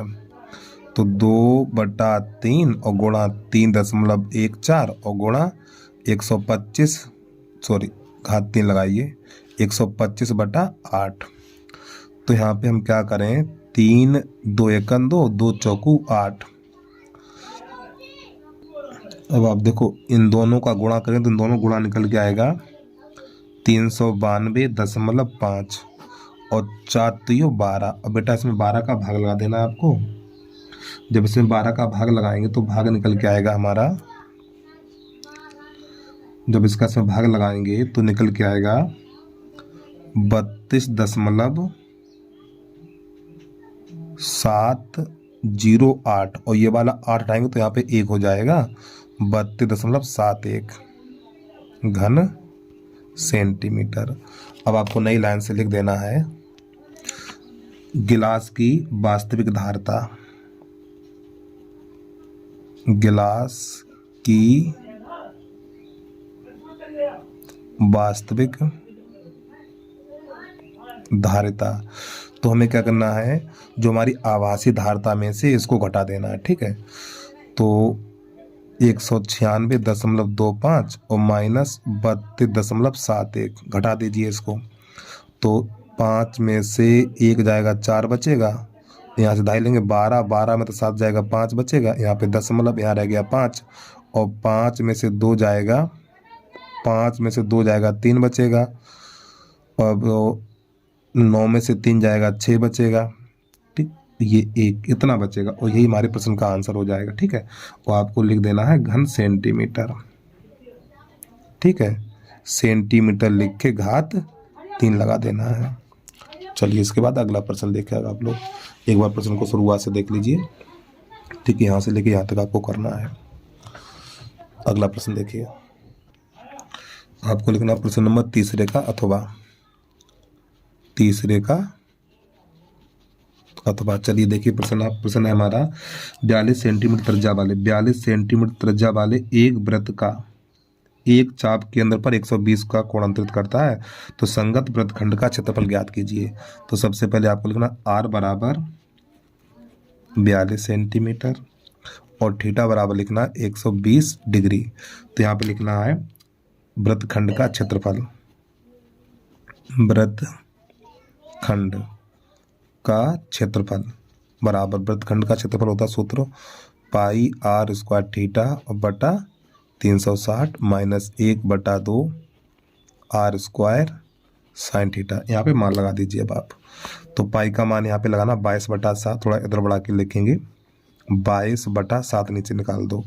r का मान है हमारा 42 गुणा 42 और थीटा का मान है 120 और बटा 360 माइनस 1/2 42 गुणा 42, फिर यहाँ पर साइन 120 आपको लिख लेना है। थोड़ा आगे समझिएगा और आप, तो देखो यहाँ से काट दीजिए, तो 1 0 से 1 0 और 12 एकन 12 और 12 3 36, 3 से काट दो। अभी रुक जाइए, पहले 22 गुणा 42 गुणा 42 और 7 3 21 माइनस ये से काटो, 2 एकन 2 और ये बन जाएगा हमारा 21। तो 21 गुणा 42 और प्यारे बच्चों साइन 120 का मान होता है, साइन 120 का मान है √3/2, ये ध्यान रखिएगा आप लोग। अब यहाँ पर 21 एकन 21, 21 दूनी 42, ठीक। तो यहाँ पर ये 44 और गुणा 22 दूनी 44 और ये 42 और 2 एकन 2 और ये बन जाएगा हमारा 21। तो 21 गुणा 21 करेंगे तो 21 का वर्ग 441 √3। अब यहाँ पे हम क्या करें, इसमें 21 कॉमन ले लो प्यारे बच्चों। जब इसमें हम 21 कॉमन लेंगे तो यहाँ पर क्या 44 और 21 दूनी अरे भाई 21 कॉमन लेंगे तो 21 दूनी 42 माइनस यहाँ पे 21 √3 बचेगा इतना, तो ये हो जाएगा 21 88 माइनस 41, सॉरी प्यारे बच्चों माफी चाहता हूँ, 21 ही बचेगा यहाँ पे, ठीक है, √3, और यही हमारे प्रश्न का हल हो जाएगा। तो आपको लिख देना है वर्ग सेंटीमीटर। यहाँ पे √3 का मान तो दिया नहीं, इतना ही छोड़ देना है आपको, ठीक है। चलिए इसके बाद प्रश्न नंबर 4 देखिएगा आप लोग। 21 √3 है, ठीक है, ये 21 √3। प्रश्न नंबर 4 है हमारा, यदि दो वर्गों के परिमापों का योग 68 मीटर है तथा उनके क्षेत्रफलों का योग 157 मीटर है, तो दोनों वर्गों की भुजाएं ज्ञात कीजिए। चलिए समझिएगा। तो प्यारे बच्चों यहाँ पे दो वर्ग हैं, ठीक, वर्ग जिसकी चारों भुजाएं समान हो, एक वर्ग ये है मान लो, और एक छोटा होगा एक बड़ा होगा, तो इसकी भुजा मान लो x मीटर और इसकी भुजा मान लो y मीटर। तो यहाँ पे लिखेंगे माना छोटे लिखना, ठीक है, माना छोटे वर्ग की भुजा, बच्चों आपको लिखना है माना छोटे वर्ग की भुजा बराबर x मीटर, बड़े वर्ग की भुजा बराबर y मीटर। अब प्रश्न कह रहा है दो वर्गों के परिमापों का योग 68 है, तो परिमाप क्या होता है 4 गुणा भुजा, तो यहाँ पे इसका परिमाप क्या होगा 4x होगा, इसका परिमाप क्या होगा 4y होगा, और परिमापों का योग बराबर कितना 68 यहाँ पे दे रखा है। अरे भैया ध्यान समझिएगा, देखो प्रश्न ये कह रहा है परिमाप, वर्ग का परिमाप होता है 4 गुणा भुजा, तो इसका परिमाप कितना होगा 4x होगा, इसका परिमाप कितना होगा 4y होगा, तो इनके परिमापों का योग 68 है, तो यहाँ से 4 कॉमन ले लो, तो x + y बराबर 68, तो 4 से काटो, 4 एकन 4 7 28, तो x + y बराबर निकलेगा 17। ये हो गया समीकरण नंबर 1। फिर आगे प्रश्न कह रहा है इनके वर्गों का योगफल, इनके क्षेत्रफलों का योगफल, तो वर्ग का क्षेत्रफल होता है भुजा स्क्वायर, वर्ग का क्षेत्रफल भुजा स्क्वायर, तो इसकी भुजा कितनी x है तो x स्क्वायर कर दीजिए, इसकी भुजा कितनी है y है तो यहाँ पे y स्क्वायर कर दीजिए, बराबर इनका योग कितना है, इनका योग दे रखा है 157 मीटर स्क्वायर। अब आपको यहाँ पे क्या करना है वो देख लीजिए। तो प्यारे बच्चों इसको समीकरण नंबर 2 कर लीजिए आप लोग, समीकरण नंबर 2। तो एक सूत्र याद होगा आपको, पहले समीकरण 1 लिख लो, तो आपको यहाँ पे लिखना समीकरण 1 से x + y बराबर 17, तो दोनों पक्षों का वर्ग कर दो, यहाँ पर दोनों पक्षों का वर्ग करने पर, जब दोनों पक्षों का वर्ग करेंगे तो x + y का होल वर्ग बराबर 17 का वर्ग, तो आपको यहाँ पे लिख देना है a² + b² + 2xy और 17 का वर्ग 289। तो प्यारे बच्चों x² y² का मान कितना है 157 है, तो 157 + 2xy बराबर 289। अब 157 को उधर भेजिए, तो 2xy बराबर 289 माइनस 157, तो यहाँ पे 2xy बराबर हो जाएगा हमारा, यहाँ पर 2 बचेगा, 2 3 132 बचेगा, तो 2 एकन 2, 2 छंग 12, और ये हो जाएगा हमारा 2 छंग 12, तो यहाँ पर y बराबर xy बराबर निकलेगा 66। अब प्यारे बच्चों थोड़ा यहाँ पे समझने वाली बात है, देखो अब आपको हम जो बताने वाले हैं। अच्छा ये बताओ इन दोनों का योग कितना है बेटा, योग कितना है, योग कितना 17 है, योग कितना 17 है, और गुणनफल कितना है 66 है। तो 66 के ऐसे गुणनखंड करो, 66 के ऐसे गुणनखंड करो जोड़ने पर 17 मिल जाए, तो इस 66 को हम लिख सकते हैं 11 छक्का 66, ठीक। जब इन दोनों का गुणा करेंगे तो 66 आएगा, और इन दोनों को जोड़ेंगे 17 हो जाएगा। तो आपको यहीं पे लिख देना है छोटे वर्ग की भुजा बराबर, तो ये हमारे छोटे वर्ग की भुजा हो जाएगी और ये बड़े वर्ग की भुजा हो जाएगी। तो आपको लिख देना है छोटे वर्ग की भुजा बराबर 6 मीटर। फिर इसी के नीचे लिख देना है आपको यहाँ पे बड़े वर्ग की भुजा बराबर 11 मीटर। तो बच्चों ये हमारे प्रश्न का हल हो जाएगा। ठीक, इसके बाद अगला प्रश्न देखिएगा आप लोग। प्रश्न नंबर है चौथे का अथवा, इसको देखिएगा।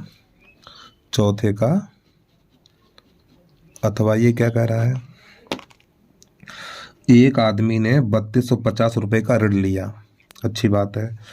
उसने पहले महीने में 20 रुपये दिए, फिर वह प्रतिमाह 15 रुपये बढ़ाता गया, तो वह कितने महीने में ऋण चुकता करेगा। चलिए समझिएगा। तो प्यारे बच्चों जो दे रखा SN बराबर दे रखा है 3250। ठीक, इतने रुपये उसने उधार ले लिए टोटल। फिर इसके बाद पहले महीने में A बराबर दे रहा है 20, पहली बार 20 रुपये देगा। फिर इसके बाद हर महीने में 15 रुपये बढ़ाता है, तो D बराबर हो जाएगा हमारा 15। तो हमें N का मान ज्ञात करना है। तो इसके लिए एक सूत्र होता है हमारा SN बराबर N/2 2A plus N-1 into D। ये वाला हमें सूत्र लगा देना है। तो SN की जगह पे लिखेंगे 3250। N का तो मान ज्ञात नहीं हमें, 2 गुणा A का मान कितना है, A का मान है हमारा 20 प्लस N-1 और D का मान 15। इसको हल करिए तो ये हो जाएगा 3250 बराबर N/2। तो बच्चों ये तो हो जाएगा 40, इसका अंदर गुणा करिए तो प्लस का 15N माइनस का 15 और 2 का गुणा इधर हो जाएगा। जब 2 का गुणा इधर होगा तो हमारा ये हो जाएगा 2 0 2 5 10 4 5, ये हो जाएगा 2 0 आ जाएगा, 2 5 10, हाथ से ले 2 दूनी 4 1 5 2 3 6 बराबर, यहाँ पे पहले लिख लो N और कोष्टक के अंदर ये दोनों घट जाएंगे, तो घटने पर बचेगा हमारा 25 और प्लस 15N।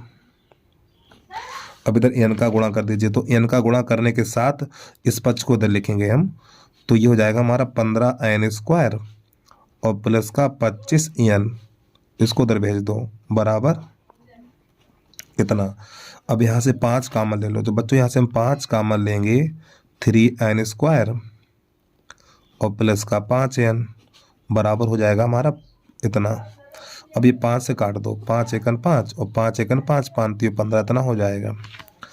इसको उधर ले आइए 3N² और प्लस का 5N माइनस का 1300।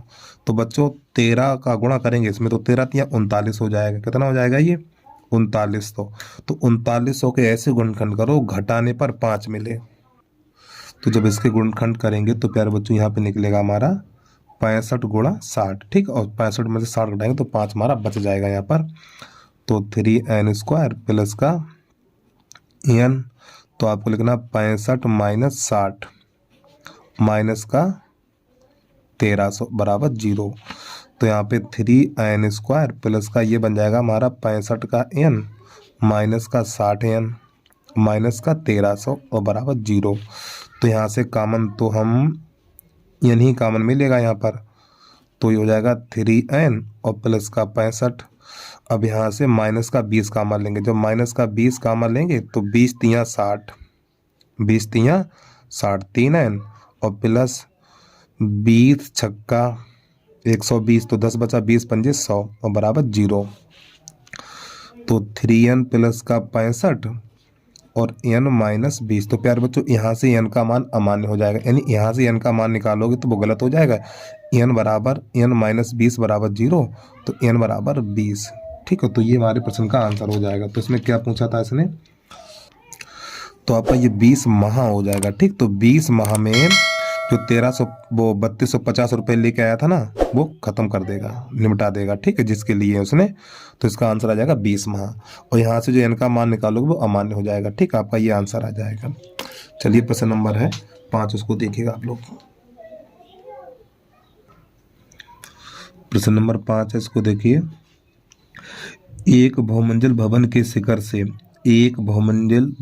शिखर से 6 मीटर ऊंचे भवन के शिखर और तल के अवनमन कोण क्रमशः 30 और 45 अंश है। बहुमंजिल भवन की ऊंचाई और दोनों भवनों के बीच की दूरी ज्ञात कीजिए।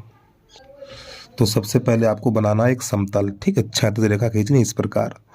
तो प्यारे बच्चों ये हमारा एक बहुमंजिल यानी बहुत ऊंचा होगा, 10-15 मंजिला होगा। ये हमारा एक बहुमंजिल है और एक छोटा सा भवन है जिसकी ऊंचाई 6 मीटर है। तो बहुमंजिल भवन के शिखर से, बहुमंजिल भवन के शिखर से पहले इसके शिखर को देखा गया और फिर इसके तल को देखा गया। तो इसके जो अवनमन कोण है वो क्रमशः कितने हैं, 30 और 45 हैं इस प्रकार। तो आपको ये 30 कर देना है और ये वाला हो जाएगा 45 और यहाँ पे ऊपर एक रेखा खींचनी है आपको इस प्रकार। तो प्यारे बच्चों ये हमारा 30 हो जाएगा और ये हमारा 45 हो जाएगा। तो चित्र बन के तैयार हो गया है। तो यहाँ पे ए, यहाँ पर बी, यहाँ पर सी, यहाँ पर डी और यहाँ पर ई आपको लिख देना है। चलिए समझिएगा। तो सबसे पहले आपको लिख लेना है माना, यहाँ पे लिखेंगे माना ए बी सी डी, यहाँ पे लिख लो ई और यहाँ पे लिख लो एफ। माना बी डी एक बहुमंजिल भवन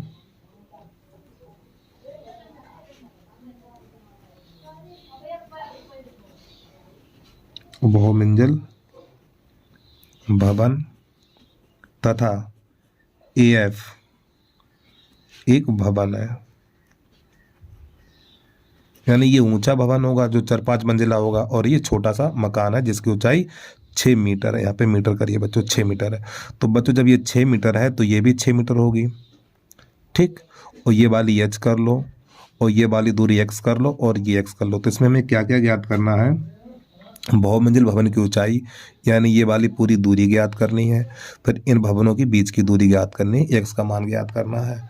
तो सबसे पहले त्रिभुज लेंगे यहाँ पर हम एफ सी डी में, त्रिभुज एफ सी डी में। तो आपको tan 30 लिखना है, tan 30 लंब बटा आधार। तो लंब एच है और आधार एक्स है, तो एच बटा एक्स। और ये tan 30 का मान 1/√3 बराबर एच बटा एक्स। गुणा करिए इसका इसमें, इसका इसमें, तो एक्स बराबर निकलेगा √3h। और ये कर लेंगे समीकरण नंबर 1। अब यहाँ पे त्रिभुज ए बी डी में, त्रिभुज ए बी डी में अब आपको लिखना tan 45,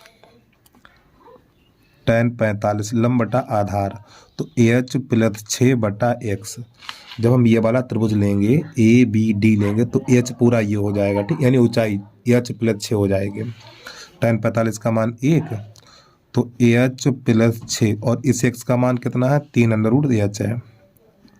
थोड़ा काम करिए, इसका इसमें, इसका इसमें, तो आपका ये हो जाएगा √3h बराबर एच प्लस 6। इस एच को ले आएंगे इधर तो √3h माइनस का h बराबर 6। यहाँ से h कॉमन ले लेंगे तो √3 - 1 बराबर 6 हो जाएगा। अब इसका लगा देंगे इधर भाग, तो h बराबर हो जाएगा 6 बटा √3 - 1। इसका परमेगण करना है, माइनस से प्लस हो जाएगा √3 + 1 और √3 + 1, तो ये हो जाएगा 6 और कोष्टक के अंदर √3 + 1। तो प्यारे बच्चों यहाँ पे एक बार प्लस एक बार माइनस है तो यहाँ पे हो जाएगा 3 - 1। तो अब यहाँ पे जगह तो बची नहीं, थोड़ा ऊपर लिखेंगे हम। तो एच बराबर निकलेगा हमारा 6 कोष्टक के अंदर √3 + 1 और बटा 2, 2 × 1 2, 2 × 3 6।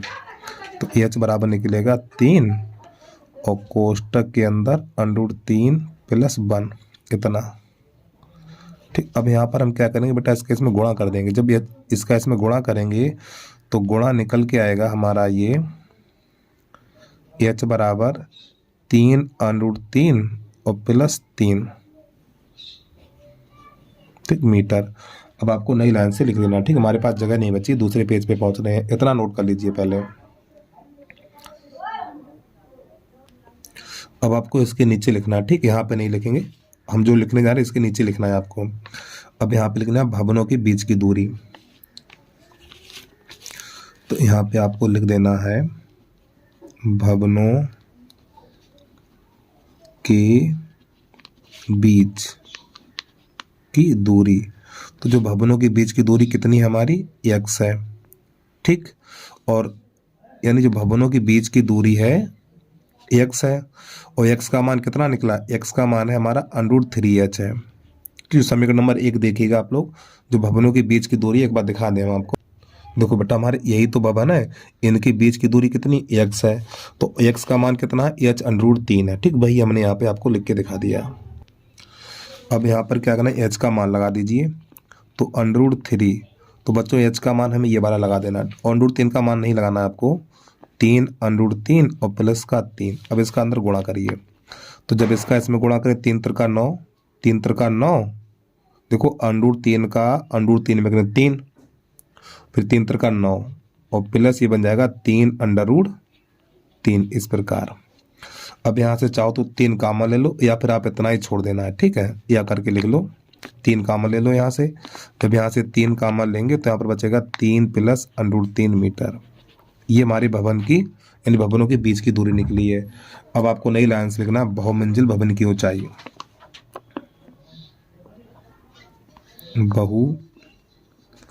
बहुमंजिल भवन की ऊंचाई। तो प्यारे बच्चों, जो बहुमंजिल भवन है जिसकी ऊंचाई है h + 6 और h का मान कितना है, h का मान हमारा ये रहा, ठीक, ये वाला हमें लगाना है। तो यहाँ पे लिखना है 3 √3 और प्लस 3 और प्लस ये वाला 6, ठीक है। तो यहाँ से 3 √3 प्लस ये भी 9 बन जाएगा, और यहाँ से भी 3 कामन ले लो, तो √3 + 3, ठीक, ये हमारे प्रश्न का हल हो गया। ठीक है, तो उम्मीद है आपको समझ में आ गया होगा। अब इसके बाद प्रश्न नंबर अगला देखिएगा 5वें का अथवा। वीडियो को बैक करके देख लीजिए, आपको प्रत्येक चीज समझ में आएगी। अब आपको लिखना है प्रश्न नंबर 5वें का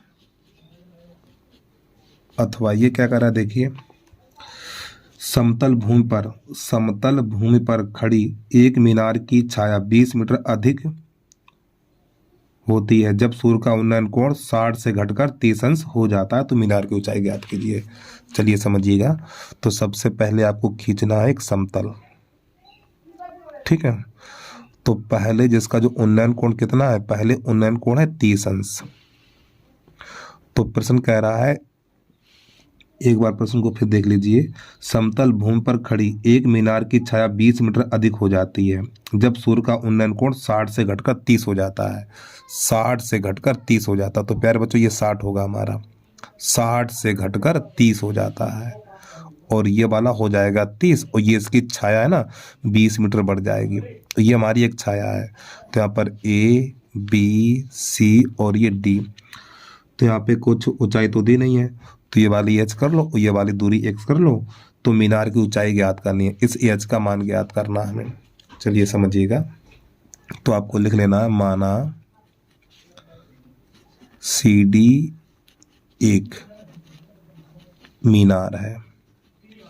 तो सबसे पहले त्रिभुज ले लो BCD में, त्रिभुज BCD में, तो आपको लिख देना है tan 60 लंब बटा आधार, तो h बटा x लिख देना है, h बटा x। tan 60 का मान √3 h बटा x, इसके नीचे कर लो, इसका इसमें, इसका इसमें। तो बच्चों ये हो जाएगा h बराबर हो जाएगा √3x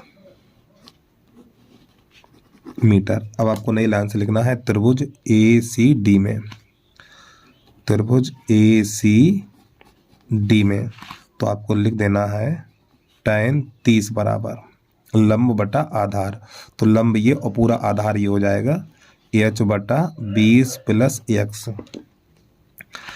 अब tan 30 का मान 1 बटा √3 h बटा, ठीक, h बटा, एक काम करो ना, यहाँ पे h का मान लगा दो, h का मान कितना √3x है, तो यहाँ पे इस h की जगह पे √3x लिख दो ऐसे करके, ठीक है। और 20 + x, tan 30 बराबर लंब बटा आधार, तो आधार लंब कितना है h है, h का मान ये रहा, तो h का मान ये लगा दिया और हर ऐसे ही है, तो इसका गुणा इसमें करिए, जब इसका इसमें करें तो हो जाएगा 3x और बराबर ये हो जाएगा 20 + x।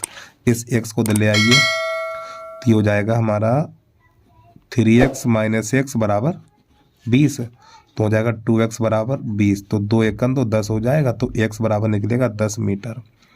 ठीक। अब प्यारे बच्चों यहाँ पे ऊपर थोड़ा देखिएगा, इसको मान लो समीकरण नंबर 1, तो आपको लिख देना है x का मान समीकरण 1 में रखने पर, तो जो x बराबर 10 निकला है तो 1 में लगा दीजिए। कहाँ पर 1 है, यहाँ पे लगा दीजिए आप। तो ये हो जाएगा h बराबर √3 गुणा 10, तो h बराबर हो जाएगा हमारा 10 √3 मीटर, और यही हमारी हो जाएगी मीनार की ऊंचाई। तो नई लाइन से आपको लिख देना मीनार की ऊंचाई बराबर मीनार की ऊंचाई h बराबर 10 √3 मीटर। तो बस प्यारे बच्चों आज के लिए इतना ही। यदि आपको वीडियो पसंद आया तो वीडियो को लाइक करने के साथ साथ यूट्यूब चैनल को सब्सक्राइब अवश्य कर लीजिए आप लोग। जय हिंद, जय भारत।